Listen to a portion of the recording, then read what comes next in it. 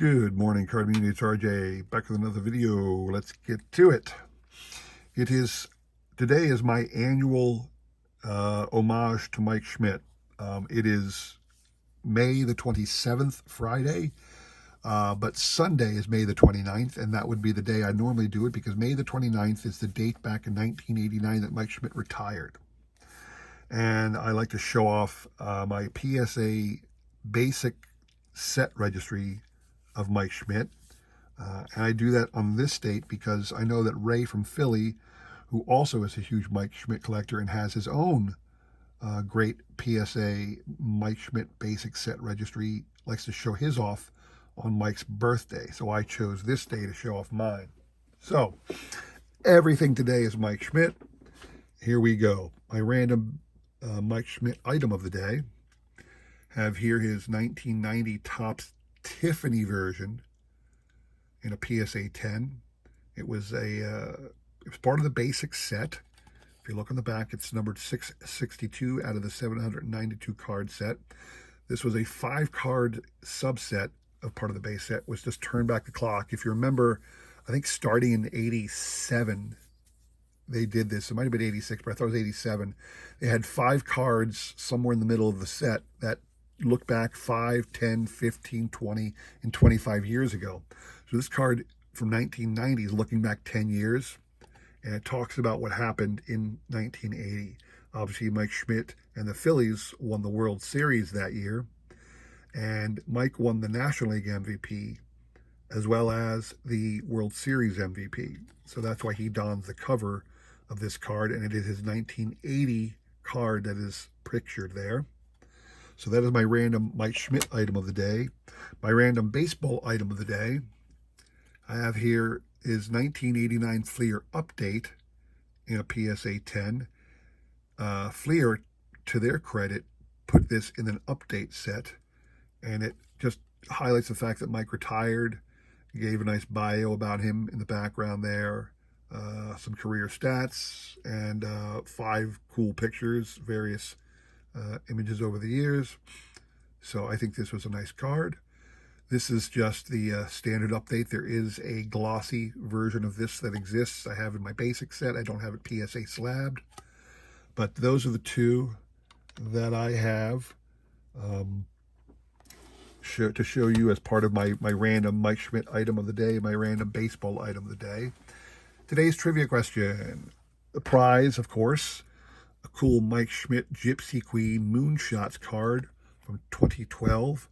This is not part of the basic set. This is an insert set called Moonshots. And you'll see here a great purple border, picture of Mike Schmidt on it. Talk about his great home runs. So let's talk about his home runs. Your trivia question today is, what is the highest total of home runs Mike ever hit in a single season? I will let you know he did not ever reach 50 in a season, but what is the highest number of home runs he ever hit in a single season? So email me with that answer. I'll include my email in the description below, along with a repeat of the question. And everybody who enters correctly will be entered into the everybody who answers correctly will be entered into the Sunday drawing to win an awesome prize. All right, that prize right there. So today, again, what I'm showing off is my PSA basic set registry of Mike Schmidt.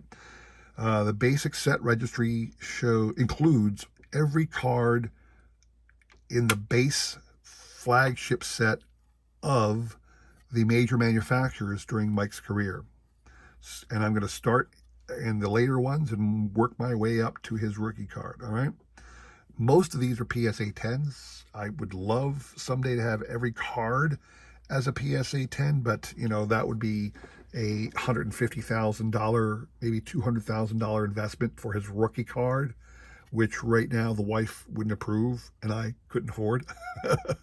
So let's get going here. I have here 1990 Upper Deck Mike Schmidt retires. Card number 20, Gem Mint 10.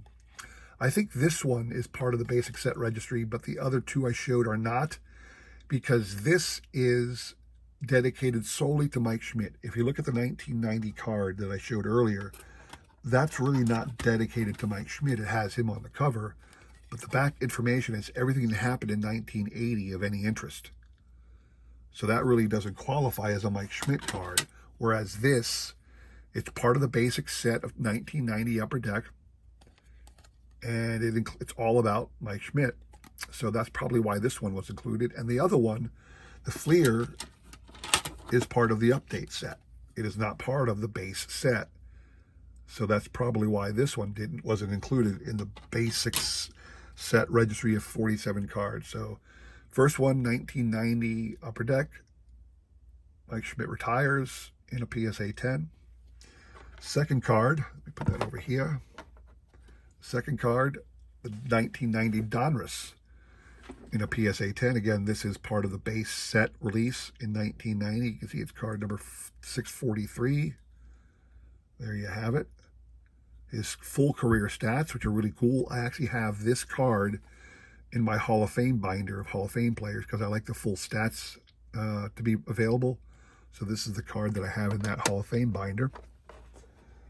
Next one, we're down into 1989 now. And the 89, this is the 89 base card from Upper Deck that year. Mike was on the team card, art card, but obviously that wasn't part of the basic set registry because that's not Mike's card. This is Mike's card. Gem Mint 10 from 1989 Upper Deck. Next one, there were a lot of cards in 1989, believe it or not. The 1989 Topps base card, card number 100. Really cool card to have in a 10. If you know Upper Deck, their numbering system put the really, really awesome players in the 0, 100s and 50s and so forth. Next one, 1989 Score in a PSA 10. I do like the vertical stats more than the horizontal stats, but you can get more in the horizontal format, so that's why they do it. But I do appreciate the vertical stats more, so they turn the card over all the time. And here's the base set from 89 Flier. The update kept with the same design, but this is your base card from 1989 from Mike Schmidt, PSA 10. Then there is the Donruss, 1989, in a PSA 10. Whoop. Yeah, the horizontal.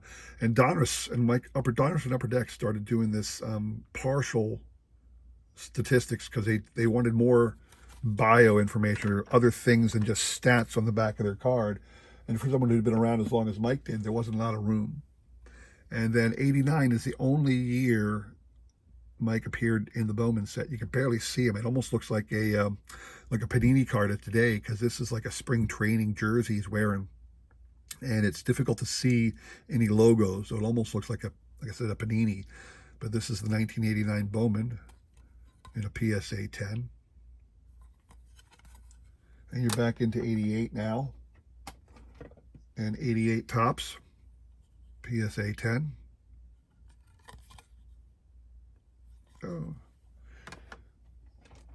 88 Score.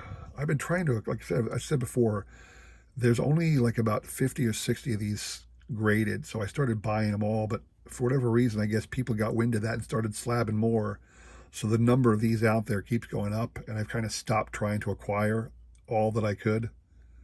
I've kind of gotten rid of some of them. So this is an 88 Score and a PSA 10. When I was first looking at doing that, there was like less than 50 of them out there, and they were very inexpensive to acquire, so I started doing that, but I gave up. And they had Leaf for a while. The Donruss had that Leaf parallel. It's interesting. I'm not sure why the PSA set registry, okay, the basic set registry, included Leaf, but didn't include O-Pee-Chee, because essentially Leaf is no different. It's the Canadian version of Donruss. So why have the Leaf as part of the basic set registry but not O-Pee-Chee? Doesn't really make any sense. They probably shouldn't have included Leaf, but they did. So this is part of the basic set registry of Mike Schmidt. That's why it's in my collection, and it's a PSA 10. 88 Flier, Gem Mint 10. Always love that picture of Mike. It looks like he just got struck out and he's laughing about it. He can't believe he missed that breaking ball or something like that. Again, I love the vertical stats. You can see here at the very beginning, 71 in Reading, 72 in Eugene, Oregon. And then 89 Donruss, Gem Mint 10. I will say this, the 88 Leaf, there's only about 20 of them out there. That's a rare card, and that'll cost you a couple bucks to get the 89 Leaf. For whatever reason, there's not a lot of Gem Mint 10s in this card. I'm not sure if it's the centering or the black corners chip easy. I'm not sure what it is, but there's not a lot of 10s out there. So if you want a PSA 10 and you find it, snap it up for whatever price you can, because it's not easy to find. All right, and then you're into 87, PSA 10, 87. The later Topps years, from about 87 on, they're easily found in PSA 10s, and you know they're like, sometimes usually you can get them for like $25. It's a little bit more pricey as you get older, but you get younger. But here you go, 87 Leaf. Believe it or not, even though this is a black border, there's a lot of 10s out there of 87 Leaf. It's not a rare card to get in a PSA 10. All right, 87 Flier, excuse me, PSA 10.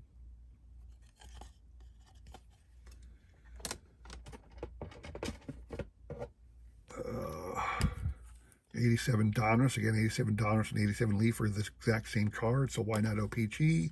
Don't know. And then you're into 86, 86 Topps. 86 Topps, you're going to start paying a little bit more for these 10s. This has got the black border, so it's hard to find one that's going to grade a 10, although, you know, they're not rare. There's a couple hundred of them out there. And then your 86 Leaf. This one is another one. For whatever reason, finding an 80... No, it's not 86. I take that back. It's the 85. We'll get to that in a second. 86 Leafs in a PSA 10. 86 Flier. Never liked this picture at all. It looks like he's completely annoyed at the cameraman's filming him in this one here. 86 Flier in a 10. And then 86 Donruss in a 10. Again, everything's 10 up to 1980. And again, it is my mission to get them all to PSA 10s. Not saying I will, but I would like to. You're into the 85 PSA 10. I'm going to start this stack over here.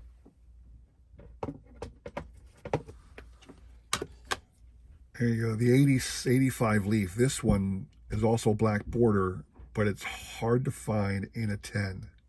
Very hard to find. There's like less than 20 of them, I think, in 10s. So there you have your 85 Leaf in a 10.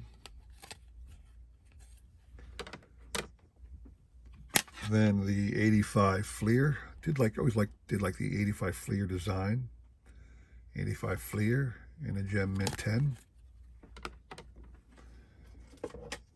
Your 85 Donruss in a Gem Mint 10.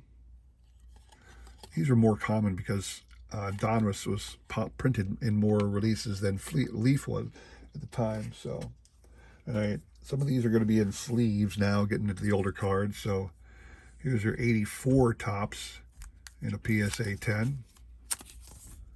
Classic Topps style in the back there.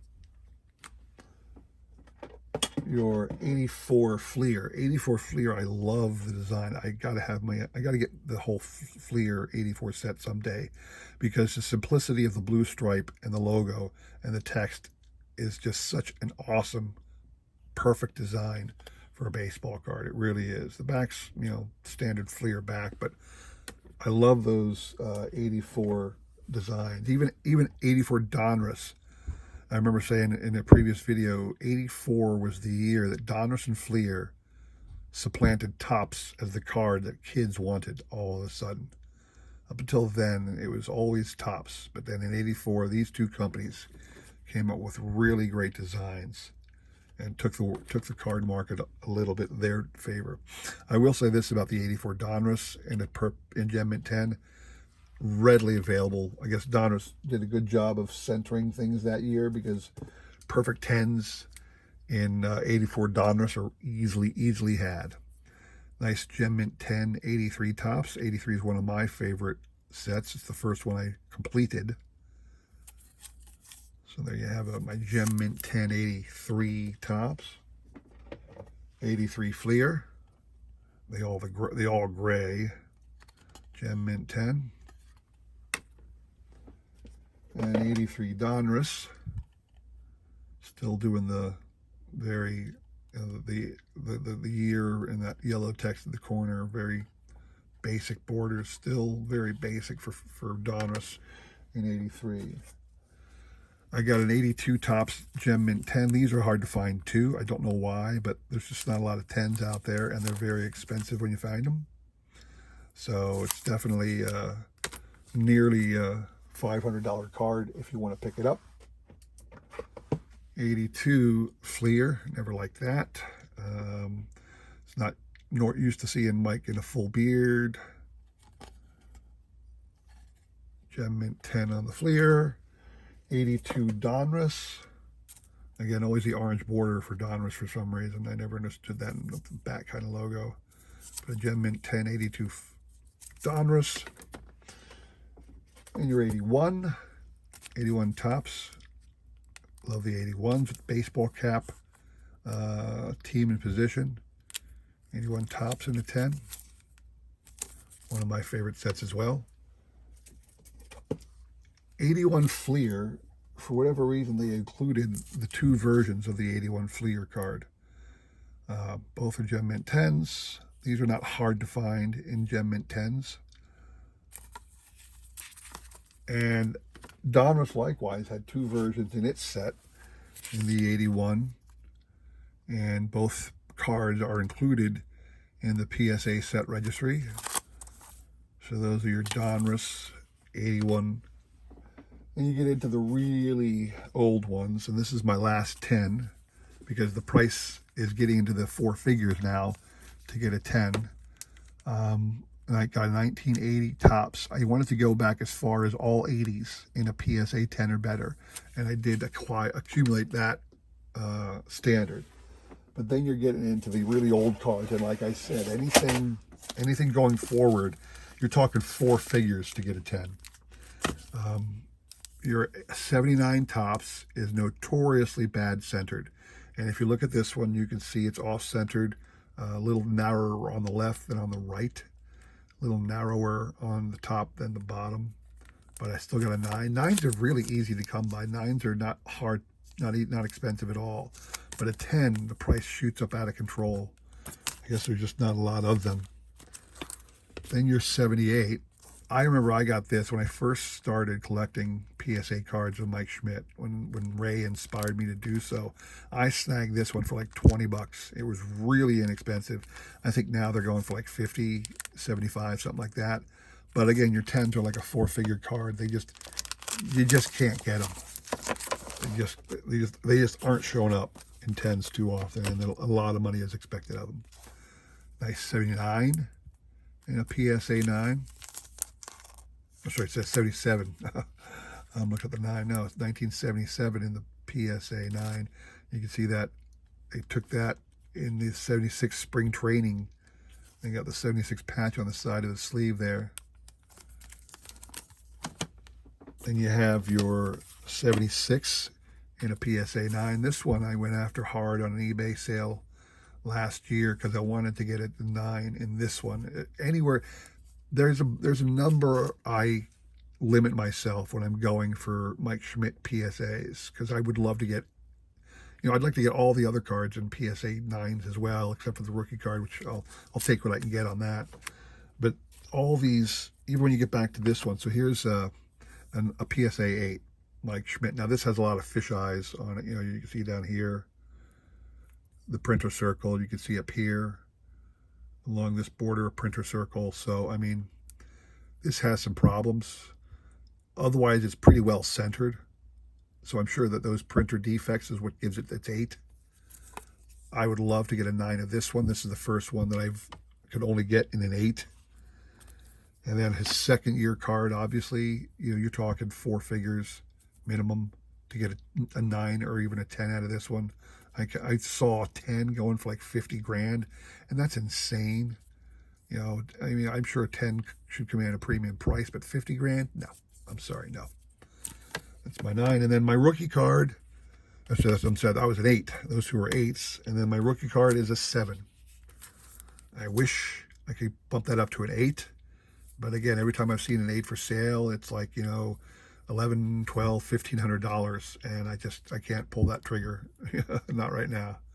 Although I do want to improve this to an 8 someday. And again, I want to get these other 3, these other 2 right here. I want to get these to a minimum of 9 someday. I want to get my rookie card to a minimum of 8 someday. Would love to at least get back to 78 as a 10, because that's when I first started collecting. So these 2, I'd love to get back to a 10 someday. I'm not saying I'm gonna, just saying I'd love to. So there you have it, people. It is my annual Mike Schmidt love fest, so to speak, because it is the anniversary of his retirement. So hope you all enjoyed that. Sorry it was a long one, but he's worth it, right? So please consider like, subscribing, commenting, all that jazz. Don't forget the trivia question.